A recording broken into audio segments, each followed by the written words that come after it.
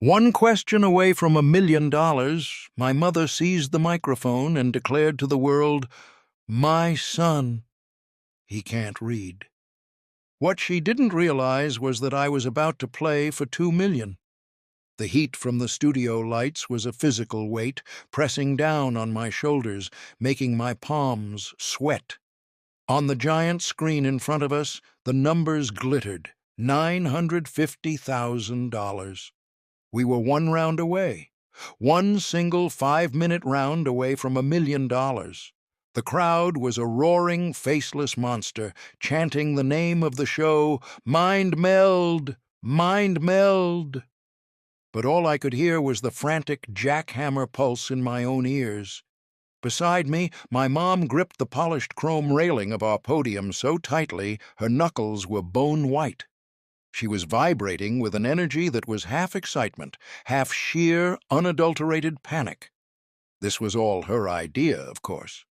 My mom, Carol, is a woman who believes that any problem can be solved with enough enthusiasm and a complete disregard for the facts. When she saw the ad for auditions, she didn't see the part about fast-paced reading challenges or quick-fire text-based puzzles. She just saw the dollar signs and a picture of the host, Steve Chambers, flashing his famous, impossibly white smile. "Liam, honey," she'd said, waving the application in my face. "This is it. Your big brain, my general knowledge. We'll be unstoppable. We can finally fix the roof." My big brain, as she called it, has always been our family's little paradox. I can solve a Rubik's Cube in under a minute. I can visualize and rotate 3D objects in my head, and I have a memory for numbers that borders on freakish. But the letters have always been my enemy. They swim and dance on the page, swapping places, flipping upside down. Dyslexia. It's not about intelligence, my tutors always said. It's about how your brain processes language. But try explaining that to a second-grade teacher who thinks you're just lazy, or to your own mother who, despite her fierce love, has always treated it like a shameful secret, a stain to be hidden. For this show, I had prepared.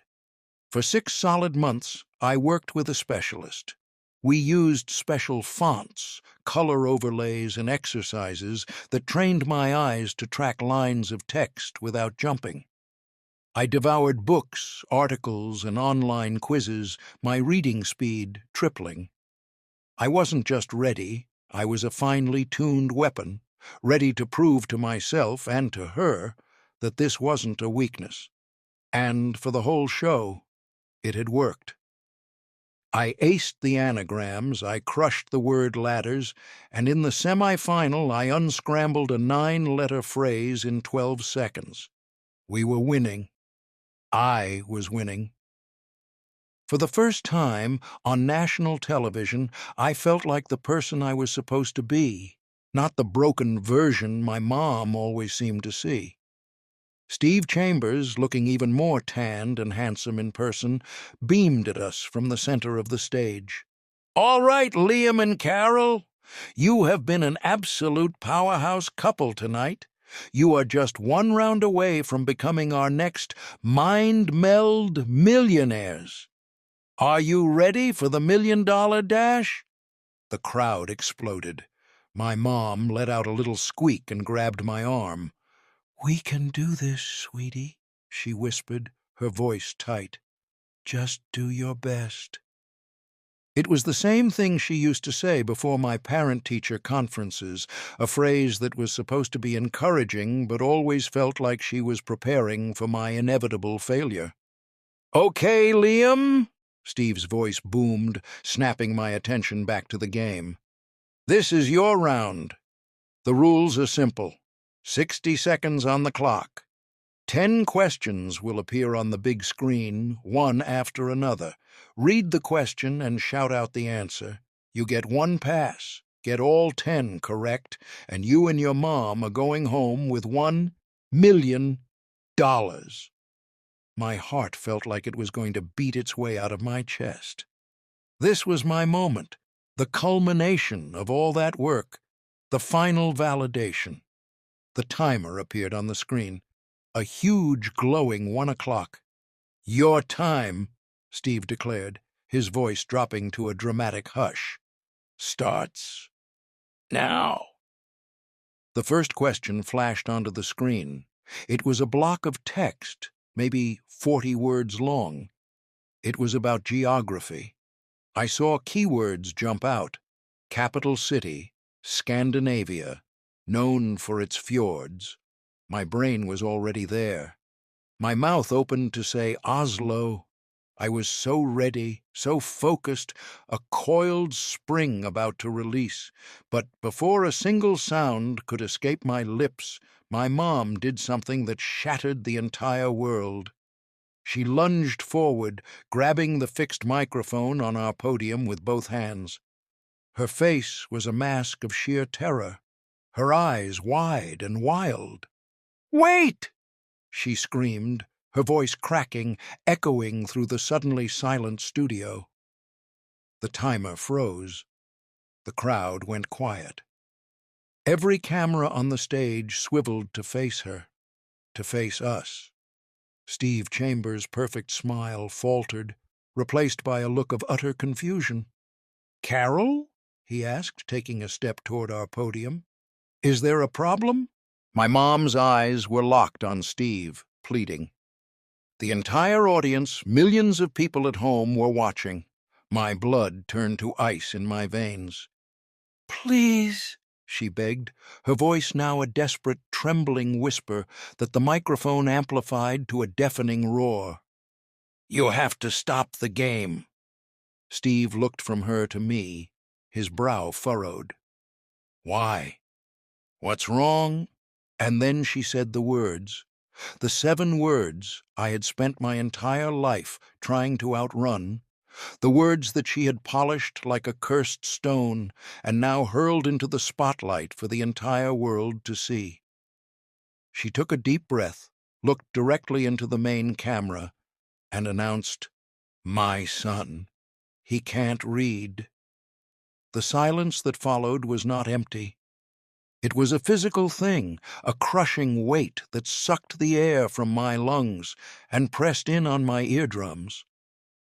The roar of the crowd vanished, replaced by a universe of tiny sounds: the electronic hum of the lights, the whisper of the ventilation system, a single sharp cough from somewhere in the vast, dark expanse of the audience.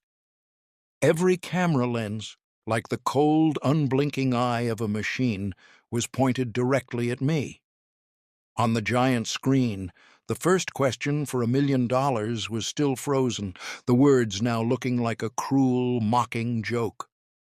For a moment, I didn't exist. I was just a reflection, fractured into 1,000 pieces on the monitors around the studio. I saw myself, a pale, stunned ghost, standing next to my mother, who was now clinging to the microphone stand as if it were a life raft. I saw the face of Steve Chambers, his professional veneer cracked, revealing a man utterly baffled, his mouth slightly agape. He looked at me with an expression I knew all too well. It was the look I got from teachers, from librarians, from the other kids in class. It was pity, a deep, sorrowful pity that was 100 times more painful than any insult. My mother started talking again, her voice a torrent of frantic justification aimed at Steve, but intended for the world. "He's brilliant, Steve, he really is. You should see him with numbers or puzzles. It's like magic. But the reading, he's always struggled. The letters, they get mixed up for him." I saw all those words on the screen and the clock ticking, and I couldn't let him fail like that. Not in front of all these people. I had to protect him, protect me. The word was a hot poker in my gut. She wasn't protecting me. She was gutting me. For my entire life, her protection had been a cage painted to look like a hug. It was the excuse she gave the coach when I couldn't read the playbook. It was the reason she helped me with my homework by just doing it herself. It was the quiet shame that followed me into every classroom, every library, every moment where I was faced with a page of text. She wasn't protecting me from failure. She was protecting herself from the embarrassment of having a son who was different. She had built a wall around my dyslexia, and in this one final catastrophic act of love, she had just bricked me inside it on live national television. A low murmur rippled through the audience. The silence was broken, replaced by whispers and the shifting of 1,000 bodies. The moment was slipping away. The $1 million, the victory, the chance to finally prove what I could do. It was all dissolving into a puddle of my mother's fear. My own voice felt like it was trapped at the bottom of a well. I could feel a tremor starting in my hands. I looked at my mother, and for the first time, the anger was so pure and so cold it burned away the shock. Her eyes were wet with tears, pleading with me to understand, to forgive her for saving me. But she hadn't saved me. She had sacrificed me. Liam? Steve's voice was gentle, cautious. He had taken 2 steps closer to our podium, his hands held out in a placating gesture, as if I were a spooked animal. Liam, it's okay. We can take a break. We can figure this out. Figure what out? That my own mother had just announced to 3 million viewers that I was functionally illiterate? That she had so little faith in me that she would rather blow up our chance at $1 million than watch me even try? There was nothing to figure out.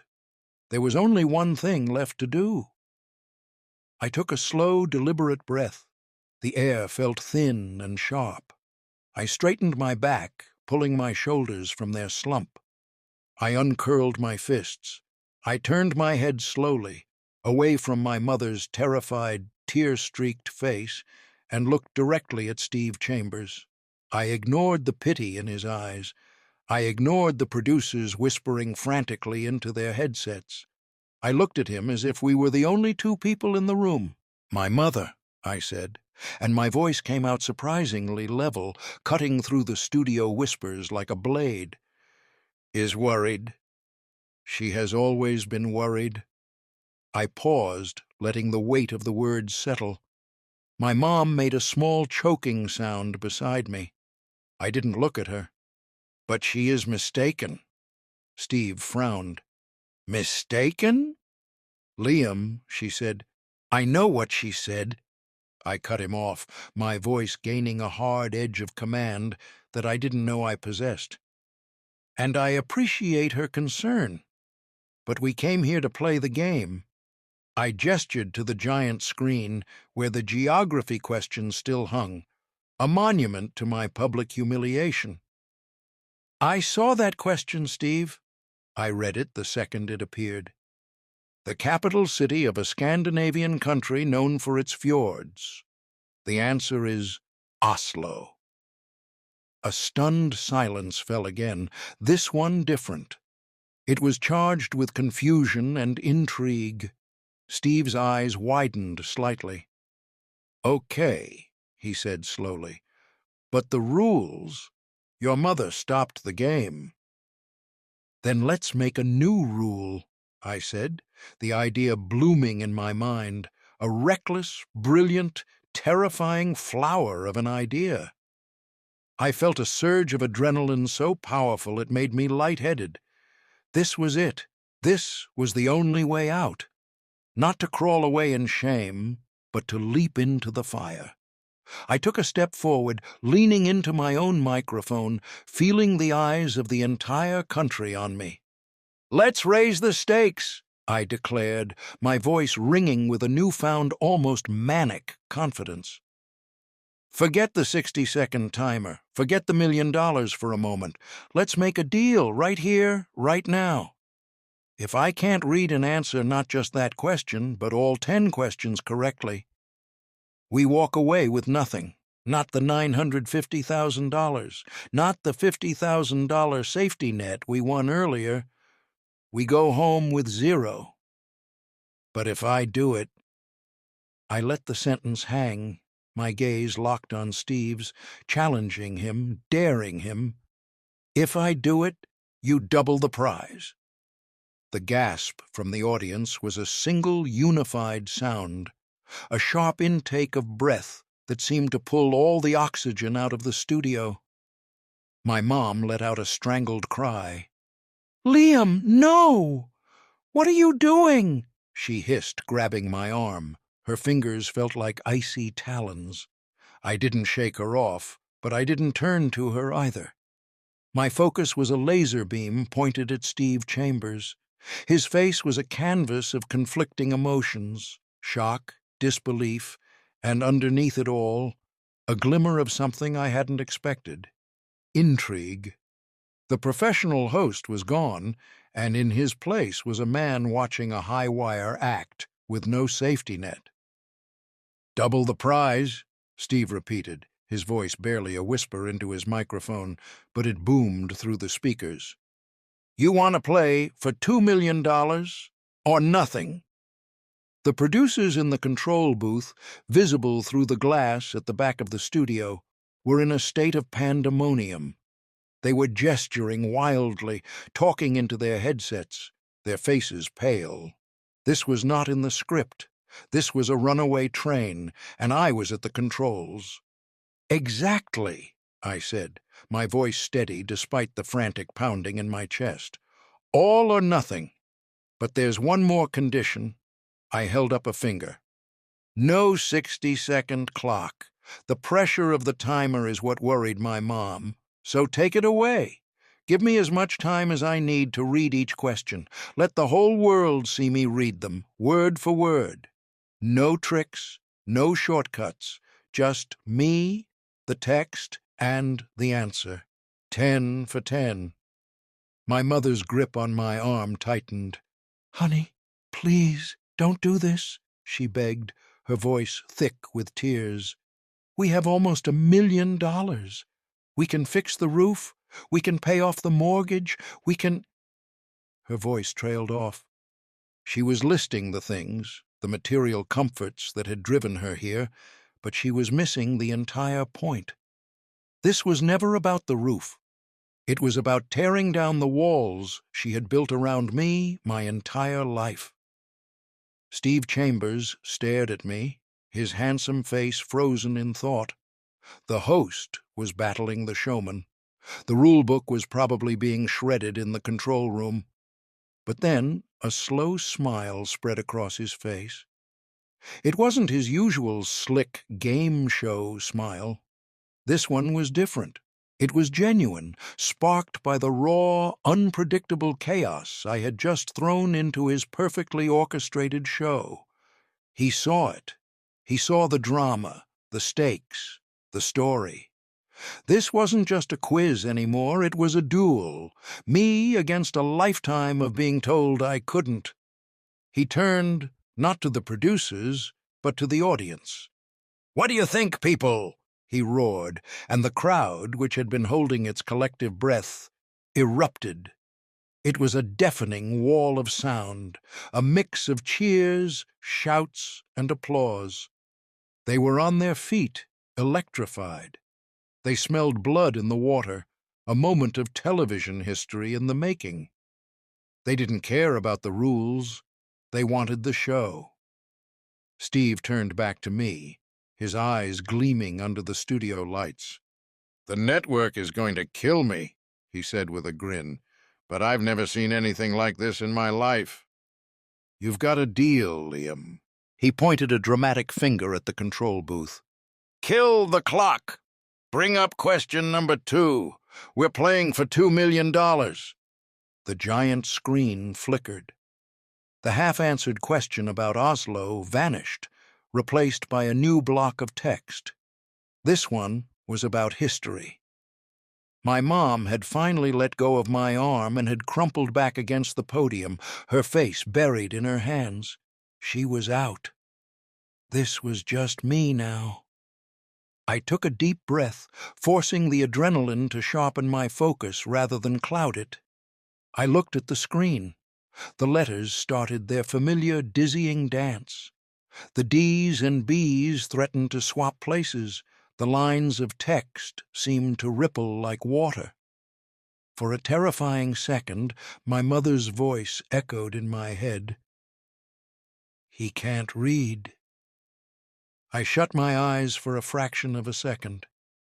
I pictured my specialist's office, the calm blue overlay she had me use, the way she taught me to trace the line with my finger in my mind. Breathe, Liam. Anchor the first letter. Find the shape of the word. I opened my eyes. I focused on the first word, which. W-H-I-C-H. I saw it. I locked it in place. Then the next. Roman, R-O-M-A-N. The letters steadied. The dance slowed. The words began to snap into focus one by one, like soldiers falling into rank. "The question," I began, my voice clear and deliberate, reading aloud for the world to hear, "is which Roman general, famous for his campaign in Gaul and for crossing the Rubicon, was assassinated on the Ides of March?" I didn't even need to finish reading. The answer was already on my lips, a piece of trivia my history-buff grandfather had told me 100 times. The answer is Julius Caesar. A green checkmark flashed on the screen. The audience roared. One down. Steve gave a sharp nod. "Correct! Bring up the next one." The screen changed again. A longer question, this time about science. I repeated the process. I anchored myself, I focused, I read the text aloud, slowly and methodically. "In physics, what is the term for the rate of change of velocity per unit of time?" I didn't hesitate. "Acceleration." Another green check. The crowd was a living entity now, breathing with me, cheering with every correct answer. Literature, article, pop culture. The questions kept coming, and I kept reading them, my voice growing stronger and more confident with each one. I wasn't just answering, I was performing. I was dismantling my mother's narrative, word by painful word. 7, 8, 9 correct answers. The studio was electric. Steve Chambers looked like a kid on Christmas morning. Even my mom had lifted her head, watching me with a look of stunned, tearful disbelief. Only one question remained. The $2 million question. The screen flickered, and the final block of text appeared. It was the longest one yet, a dense paragraph. My heart hammered against my ribs. I took my breath. I began to read. "The final question," I announced, my voice resonating with the weight of the moment. The protagonist of this classic 19th-century American novel famously declares, "To the last I grapple with thee, from hell's heart I stab at thee, for hate's sake I spit my last breath at thee." Name the author of this book. I read the words, and a cold dread washed over me, a feeling so intense it almost buckled my knees. Every other question had been a gift, a piece of trivia I knew off the top of my head. But this one was different. I read the quote again, the words swimming in front of my eyes, blurring not from dyslexia but from sheer blind panic. I didn't know it. I had absolutely no idea. Silence. The roaring energy of the studio evaporated, leaving behind a cold, expectant vacuum. The faces in the crowd, once a blur of ecstatic support, sharpened into 1,000 individual points of focus, all aimed at me. Steve Chambers' celebratory grin had frozen on his face, replaced by a tense, waiting stillness. On the giant screen, the quote mocked me, a string of elegant, archaic words forming a question I simply could not answer. To the last I grapple with thee. The words echoed in the hollow space where my confidence had been moments before. My mind was a blank slate, 19th century American novel. The words meant nothing. I pictured my bookshelf at home, the books I'd painstakingly worked through with my specialist. Hawthorne? Number? Twain? Definitely not. My brain, usually a rapid-fire catalog of facts and figures, was spitting out static. The cruelest irony was that I had read the question perfectly. My dyslexia hadn't failed me. My knowledge had. My mother's deepest fear had come true, just not in the way she'd expected. I was going to fail right here at the final hurdle after everything. I could feel my mother's gaze on me. I risked a glance at her. She wasn't looking at me with an "I told you so" expression. Her face was a portrait of pure anguish, her hand covering her mouth as if to physically hold back her own despair. She was feeling my failure as if it were her own, a shared agony that transcended the game. In her eyes, I saw the reflection of 100 other moments: the disastrous second-grade spelling bee, the parent-teacher conference where my teacher called me incapable, the nights she'd sat with me, both of us in tears over a simple book report. She hadn't just been afraid of my embarrassment. She had been reliving her own over and over again, through me. And in that moment of shared pain, something shifted. The panic receded, replaced by a strange clarity. The $2 million, the roaring crowd, the television cameras, they all faded into the background. All that mattered was the question, not as a piece of trivia, but as a puzzle. My mind, free from the pressure of memory recall, began to do what it does best. It started analyzing patterns. Grapple with thee, hell's heart, stab at thee. It was violent, obsessive. It was about a hunt, a singular, all-consuming pursuit. What was the most famous hunt in 19th century American literature?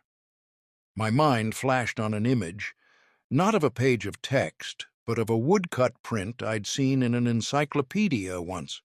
A giant white whale, its massive fluke raised against a stormy sea. A small boat filled with men, and one man, standing defiantly, a harpoon in his hand.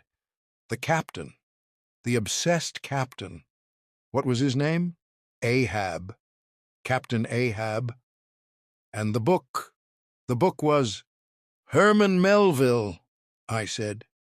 My voice was quiet, almost a whisper, but in the dead silence of the studio it sounded like a cannon shot. I looked at Steve. The author is Herman Melville. The book is Moby Dick.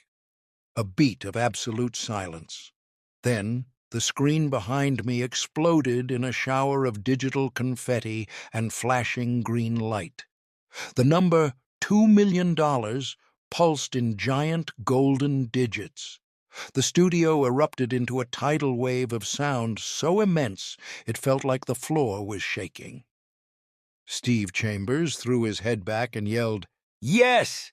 He's done it! Liam has done it!" Confetti cannons fired from the rafters, showering the stage in glittering paper. I just stood there, swaying slightly, feeling the roar of the crowd wash over me. I felt a small hand slip into mine. It was my mom. She had come around the podium and was standing beside me, her face streaked with tears, but she was smiling. A real, genuine smile, wider and brighter than any I had ever seen on her face. "Oh, Liam," she sobbed, squeezing my hand. "You did it. You read it. I am so, so sorry." "It's okay, Mom," I said, and the words felt truer than anything I had ever said. "I know." I knew she was sorry not just for stopping the game, but for everything. For the years of shame, for the cage of her protection, for not believing I could fly on my own. Steve ran over and threw his arms around both of us, laughing into the microphone. "Unbelievable! The single greatest moment in Mind Meld history. $2 million. He pulled back, holding a microphone out to me. "Liam, I have to ask, that last question. You hesitated. For a second there I thought, we all thought." I looked out at the sea of cheering faces, at the flashing lights, at the confetti still drifting down like snow. "I didn't know the answer," I admitted, my voice steady. "I couldn't remember the book, but I could read the words. I read the quote, and I understood what it felt like. All that anger, that obsession, grappling with something that you think is going to destroy you." I squeezed my mother's hand. "So instead of trying to remember the answer, I just solved the puzzle." Steve shook his head in amazement. The cameras zoomed in, and I knew this was the clip they would play over and over. The boy who couldn't read, who taught everyone a lesson about what it really means to understand. Later, backstage, while we were signing papers and trying to process the impossible reality of the check in my mom's trembling hands, she turned to me. The frantic energy was gone, replaced by a quiet, profound sense of awe. "That roof doesn't seem so important anymore," she said softly. "Liam, I want you to teach me. I want you to show me how you see the words. I want to understand." And I knew right then that we had won something far more valuable than $2 million. We had won a new story, one where the pages were finally open for both of us to read together.